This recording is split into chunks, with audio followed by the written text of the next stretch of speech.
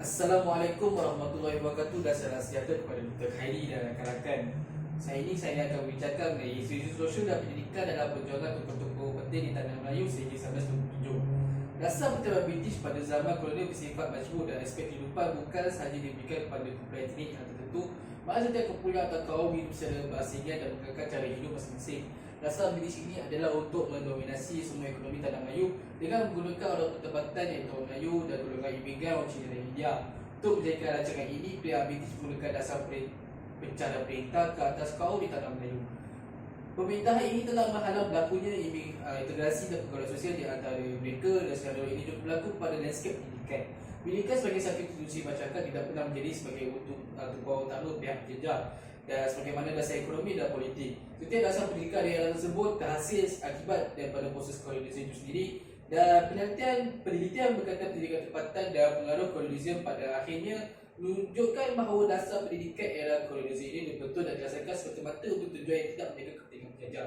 Walaupun pelaksanaan dasar pendidikan kolonial yang hanya bukan hasil daripada proses kolonialisme, ia tidak boleh dirasakan secara tergesa-gesa tapi telah dirancang dengan teliti. Kesediaan pihak kolonial untuk menyediakan pendidikan bukan sesuatu yang mudah bagi memastikan kelancaran pertempuran politik dan keuntungan ekonomi. Pihak penjajah bukan sahaja memisahkan ketiga kumpulan etnik ini dan untuk mengikut keadaan yang juga membiarkan ayah pendidikan yang berbagai. Kita akan masuk kepada isu juran di antara kaum di tanah Melayu era kolonial 1997. Umum mengetahui wujudnya masyarakat majmuk di tanah Melayu adalah disebabkan dasar pertempuran British yang membenarkan atau membawa kemasukan imigran ke tanah Melayu. Kemasukan imigran ini adalah disebabkan wujudnya aktiviti-aktiviti ekonomi yang semakin berkembang pesat di tanah Melayu, di mana aktiviti ekonomi ini memerlukan buruh yang ramai dan murah. Sebelum kedatangan imigran yang ramai ke tanah Melayu, masyarakat Melayu sendiri sudah hidup dengan berbagai bangsa lain sejak zaman kebesaran dari Melaka. Kedatangan pada perdagangan seperti Cina dan Arab menunjukkan yang pertama wujudnya masyarakat Babadonia dan Melayu Arab. Namun begitu, kehidupan masyarakat selain kaum Melayu adalah kumpulan minoriti dan mana mereka turut bercampur dan bergaul dengan masyarakat Melayu dalam mencari aktiviti harian. Masyarakat majmuk di tanah Melayu lebih signifikan selepas berlakunya migrasi secara bertahun oleh masyarakat Cina dan India. Migrasi ini berlaku adalah disebabkan hadirnya faktor penurunan dan penarik.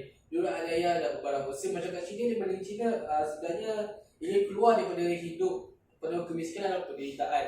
Dasar campur tanah British yang berlaku hampir keseluruhan negeri Melayu yang merupakan kemasukan imigran Cina dan India senang dapat ada sebarang syarat dan sekatan imigran kepada mereka.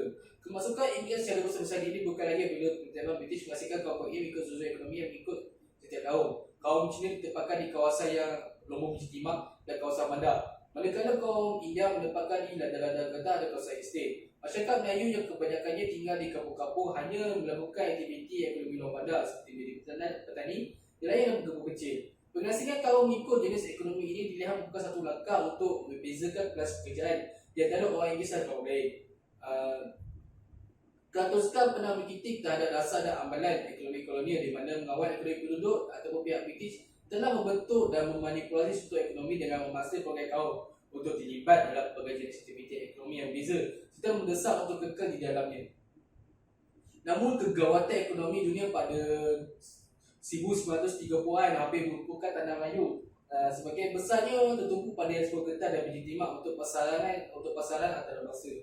Banyak buruh dan India hilang kerjaan dan ada dihantar pulang. Namun Persatuan Kaum Cina mengambil inisiatif untuk mendapatkan bantuan dari berbagai pihak termasuk British. Akan tetapi kaum Melayu turut terkesan dengan kekuatan ekonomi tersebut. Namun tak adanya Persatuan Melayu yang dapat mencari bantuan kepada mereka dan mereka hanya berfikir kelangsungan hidup keluarga mereka sendiri sebikutan kemiskinan.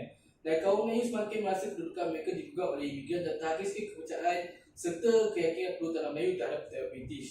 Asal tidak puas hati oleh orang Melayu disuarakan di akhbar saudara yang menjadi medium berita yang penting. Kehidupan petani Melayu semakin sukar dan terus melambangkan kaum Cina dan India. Dan hubungan kaum itu juga semakin longgar bila British campur tangan dan membantu buruh-buruh Cina yang mengganggu. Menjelang abad ke-20, taraf kedudukan ekonomi di antara kaum beza kaum Melayu dan India tidak sekukuh taraf ekonomi kaum Cina. Perkara ini menimbulkan perasaan tidak senang dan tidak puas hati melihat kepada situasi ini. Perencanaan ekonomi yang tidak seimbang sebelum Perang Dunia Kedua membawa kepada pencanggahan budaya kehidupan di antara orang Melayu dan Cina.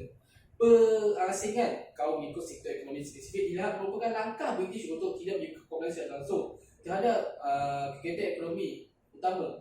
Rancangan British ini digambarkan oleh pengarah pertanian pada 1934. Dan North ada banyak tekan dalam tulisannya bagi menjelaskan British iaitu bertindak bagi memisahkan orang Melayu dalam rancangan ekonomi dan sosial dengan bagian bimbingan dan botol lain yang boleh membantu masyarakat tani Melayu untuk bergerak ke arah kehidupan yang baru yang sesuai dengan keperluan dunia moden. Jadinya British mahu orang Melayu kekal dalam ekonomi tani untuk terus melakukan pengayaan penampung bekalan makanan tanah Melayu. Dan mereka tidak mahu orang Melayu menyembuhkan diri mereka dengan zon ekonomi baru yang dipropagandakan sebagai risiko tinggi untuk dicuburi oleh petani Melayu. British mempunyai harapan yang tinggi iaitu pengelolaan beras tempatan dan terutamanya oleh kaum tani Melayu boleh membantu membekalkan bekalan makanan yang murah untuk buruh yang bekerja di ladang dan lombok. Dalam waktu yang sama, kaum Cina dan India juga boleh fokus dengan kegiatan ekonomi masing-masing tanpa mengharapkan apa yang berlaku kepada kaum lain. Ironia, kaum India dikhususkan kepada kerja-kerja peladangan adalah kerana mereka mudah untuk dikawal dan menurut arahan.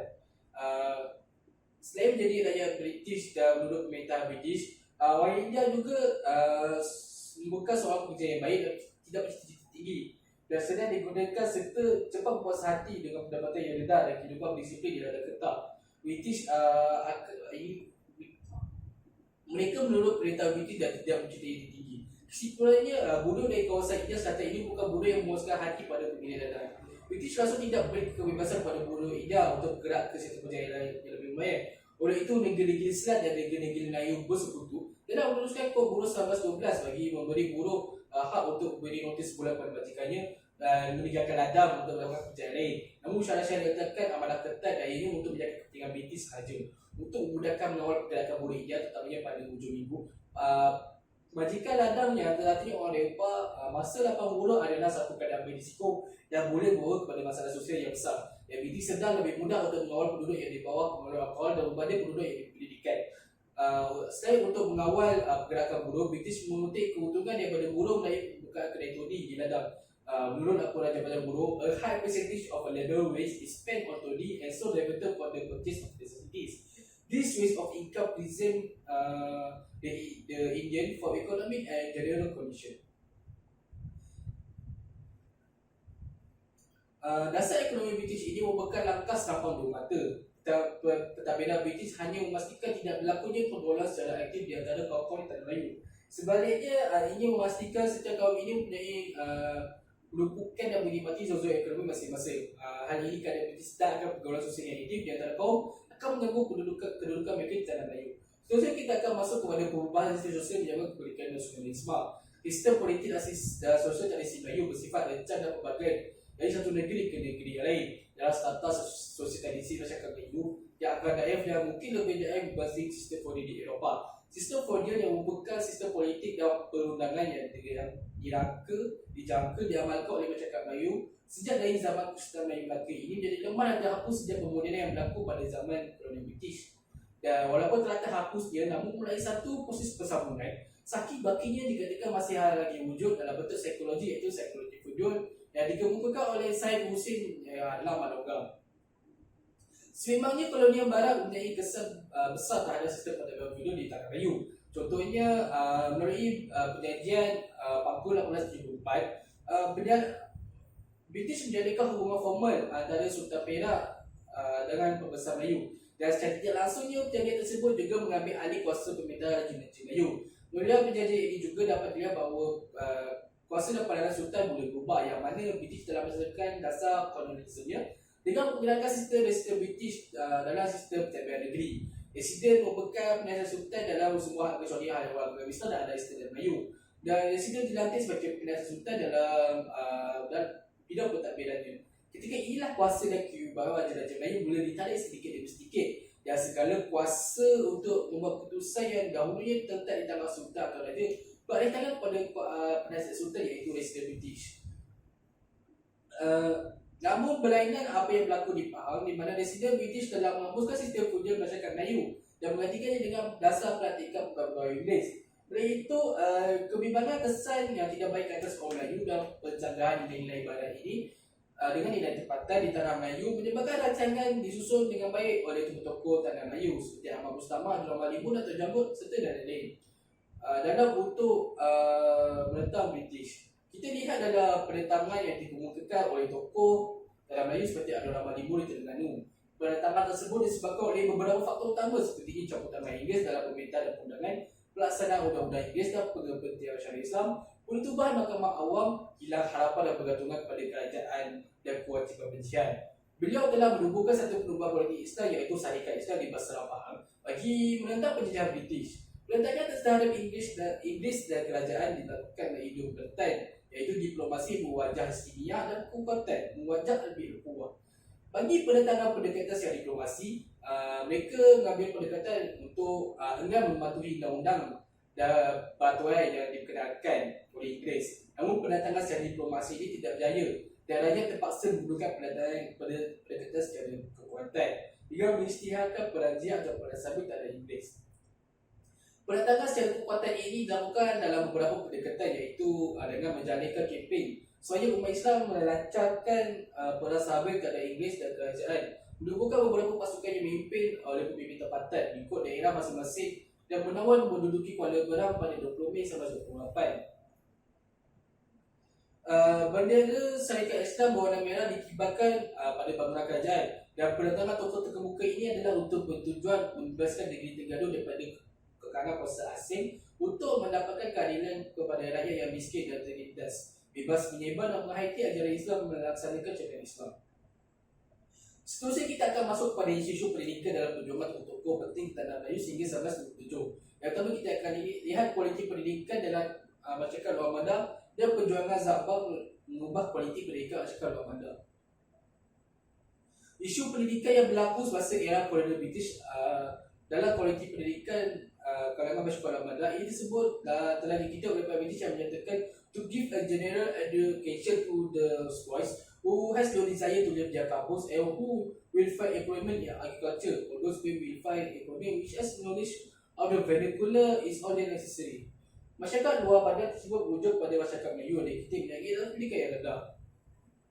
Dalam konteks kualiti pendidikan dalam masyarakat luar Manda, akan membicarakan faktor yang dulu kepada timbulnya isu tersebut dan peranan Zabah dalam mendukung nasib masyarakat Melayu untuk menyediakan peluang pendidikan yang berkualiti dan bertaraf tinggi. Sir George Maxwell merupakan pihak tabir British yang memberikan kritikan terhadap sekolah Melayu yang punya infrastruktur yang tidak sesuai dengan sebuah sekolah. Beliau mengkritik keadaan bangunan sekolah yang dibuat pada tidak ukur, dan hal ini demikian kerana keadaan infrastruktur dan kandungan pendidikan dari segi kurikular dan tenaga yang tidak kualiti. Sekolah-sekolah Melayu yang didirikan oleh kerajaan British terdapat banyak kekurangan di berbagai aspek, seperti kekurangan guru yang berkualiti serta kurikular yang hanya menyertakan kepada kekuliahan untuk menulis, membaca dan mengira. Pihak penjajah telah membina dualisme pendidikan apabila menggunakan sistem pendidikan Inggeris untuk pelajari dan sekolah Melayu untuk masyarakat Melayu yang di kalangan kelas sederhana dan bawahan. Isu kualiti pendidikan dalam kalangan masyarakat luar Manda merujuk pada taraf kedudukan dan mentaliti masyarakat Melayu di era kolonial British. Kemiskinan ini hanya tidak dipandang oleh Zabah pada kekurangan orang linggit dan harta benda. Beliau juga melihat pada miskinnya akal budi, pengetahuan dan pelajaran asas daripada pemikiran sifat-sifat kepengayaan yang mulia, sehingga ia tertinggal jauh daripada pencapaian bangsa-bangsa yang besar. Oleh itu, masyarakat Melayu hanya menekankan sekolah Melayu dicipta untuk mewujudkan pendidikan yang tidak memerlukan taraf pendidikan yang tinggi, dan isu ini berbangkit muncul pada kualiti pendidikan masyarakat Melayu yang diperjuangkan oleh Zabah. Melalui terbitan akhbar Al-Ikhwan pada 1927 menyatakan supaya orang Melayu tidak seharusnya reka dan disarankan supaya menguasai berbagai bidang keilmuan dan kemahiran terus membangun dan mengejar kemajuan. Perjuangan Zabah dalam mendirikan isu pendidikan dalam kalangan masyarakat Melayu merupakan alternatif untuk mengukuhkan kedudukan masyarakat Melayu dalam bidang ekonomi di samping ilmu pengetahuan yang luas. Misalnya, Zabah merupakan antara tokoh yang memerhatikan keadaan dan tahap ilmu pengetahuan masyarakat Melayu. Perjuangan yang dibawa oleh Zabah memiliki kesedaran akan kepentingan pendidikan dan masyarakat Melayu melalui penulisan beliau. Untuk menyelesaikan ini, orang Melayu Zabah mencadangkan supaya orang Melayu menguasai ilmu pengetahuan dan merujuk kepada artikel The Poverty of Malay di dalam The Malay Mail 1923. Jalan keselamatan bagi orang Melayu dalam akhbar Ikhwan 1927 telah menjelaskan pembahagian ini ilmu pengetahuan kepada ilmu undang-undang, ilmu perdukunan, ilmu doktor, ilmu kemandaian, ilmu siasat kejadian, ilmu falsafah dan ilmu karang-karangan. Berdasarkan penulisan Zabah ini, untuk memberi kesedaran tentang pendidikan yang mampu untuk meningkatkan sosial dan memberikan kedudukan ekonomi orang Melayu. Penekanan berdasarkan ilmu yang diletakkan oleh Sabah telah memberikan kalakan untuk masyarakat Melayu membandingkan diri untuk menguasai ilmu tersebut untuk menjaga kualiti pendidikan masyarakat Melayu telah membawa kepada kewujudan dan konsep beasiswa sebagai hadiah dan pemberian Sabah kepada masyarakat Melayu yang bijak dan mencapai kelulusan yang tinggi. Hal ini demikian kerana Sabah mencadangkan agar diwujudnya sebuah persatuan yang dapat menjadi dana yang besar seperti Queen Scholarship di negeri Senai. Perancangan mewujudkan beasiswa dan pembiayaan pembelajaran masyarakat Melayu dapat diasisikan usaha Sabah untuk meningkatkan kualiti pendidikan masyarakat Melayu. Bermula dengan idea pertumbuhan institusi pendidikan yang menggabungkan kedua-dua pelajaran itu walaupun hasilnya bukan dapat dilihat dalam jangka masa yang singkat. Tapi pada tahun 1997, idea pemikiran ini berjaya meningkatkan martabat pendidikan Melayu khususnya terhadap bahasa Melayu. Seterusnya kita akan melihat kepada isu pendidikan terhadap wanita Melayu. Golongan wanita adalah golongan yang yang agak kurang peranannya dalam catatan sejarah tanah Melayu. Golongan wanita Melayu dilihat agak tersisih daripada pendedahan pada sebuah aspek, sama ada dari segi politik, ekonomi maupun sosial. Wanita Melayu tidak mendapat peluang dalam mencuri apa-apa kegiatan yang melibatkan pentadbiran dan aktiviti ekonomi dan pendidikan yang sama dengan golongan lelaki. Namun, bibit-bibit kesedaran mula timbul pada abad ke-19 apabila Abdullah Munshi dan Hikayat Abdullah telah menceritakan bagaimana wanita-wanita Melayu dalam mula mendapatkan kebebasan daripada tradisi yang selama ini menyebabkan mereka dalam kemurahan. Walaupun begitu, gerakan kesedaran dalam memberikan pendidikan kepada golongan wanita hanya ketara pada abad ke-20. Antara tokoh yang awal membela hak wanita ini adalah daripada tokoh kaum muda sendiri seperti Syekh Al-Hadi. Namun perjalanan ini adalah tidak mudah akibat daripada pemikiran masyarakat Melayu terhadap peranan golongan wanita. Selain daripada anggapan bahawa wanita tidak selayaknya menyamai kaum lelaki dalam apapun bidang sekalipun, mereka juga kurang faham terhadap ajaran agama yang sebenar bila mereka bimbang sekiranya menghantar anak mereka ke sekolah atau menyebabkan anak perempuan mereka bercampur antara lelaki dan perempuan. Demikianlah pula masyarakat Melayu terhadap pendidikan wanita ini banyak dipengaruhi oleh pengaruh kaum tua yang konservatif dan sempit. Oleh itu, tokoh-tokoh kaum muda yang membawa pengaruh gerakan Islam di tanah Melayu telah mengambil tanggungjawab dan menjaga hak pendidikan kepada wanita Melayu. Dan antara tokoh kaum muda yang lantang menjaga hak ini adalah Syed Syekh Al-Hadi dan Syekh Abu Bakar Asy'ari. Dan juga perjuangan Syed Syekh Al-Hadi dalam menyedarkan masyarakat Melayu ini banyak disalurkan melalui novel cerpen dan juga akhbar, sehingga beliau telah diberikan gelaran sebagai pejuang feminisme di tanah Melayu. Beliau menegaskan bahawa untuk membangunkan semua negara dan bangsa, wanita haruslah diberikan peranan yang sama seperti lelaki. Beliau turut aktif dalam menyebarkan perjuangan melalui majalah Al-Ikhwan di mana Syed Syekh Al-Hadi telah menggunakan contoh tindakan Mustafa Kamal iaitu Presiden Turki yang memberi gerakan kepada kaum wanita untuk menuntut ilmu, bekerja dan berpakaian moden. Perjuangan Syekh Abu Bakar Al-Asy'ari pula adalah dengan mengarang buku untuk menyedarkan masyarakat Melayu tentang pentingnya wanita mempunyai ilmu dalam menguruskan sesuatu negara. Antara buku beliau yang terkenal tentang pendidikan wanita adalah buku Pergerakan Kaum Wanita dalam Islam yang diterbitkannya pada 1954. Buku ini dianggap memberikan kesan yang penting dalam perkembangan pemikiran masyarakat Melayu agar memberikan perhatian dan tanggungjawab yang sangat penting seperti kaum lelaki kepada wanita. Kesimpulannya, berbagai naskah dikemukakan oleh Kerajaan British ke atas kaum-kaum tanah Melayu bagi meningkatkan kekayaan aktif di antara mereka dan usaha untuk meningkatkan taraf kehidupan mereka. Dan British bukan sahaja mengasihkan kerajaan antara kaum di tanah Melayu dan adalah sepenuhnya dan tidak terganggu sehingga Perang Dunia Kedua sehinggalah ke zaman darurat. Dalam bidang pendidikan pula, British mengasihkan kaum Melayu Cina dan India dengan perkenalkan dasar sekolah vernakular. Mengasihnya sekolah ini bukan sahaja memisahkan kaum tanah Melayu, maka telah menjadi halangan untuk membentuk perpaduan dan integrasi sosial antara kaum. Dan itu sahaja daripada saya. Sekian, terima kasih.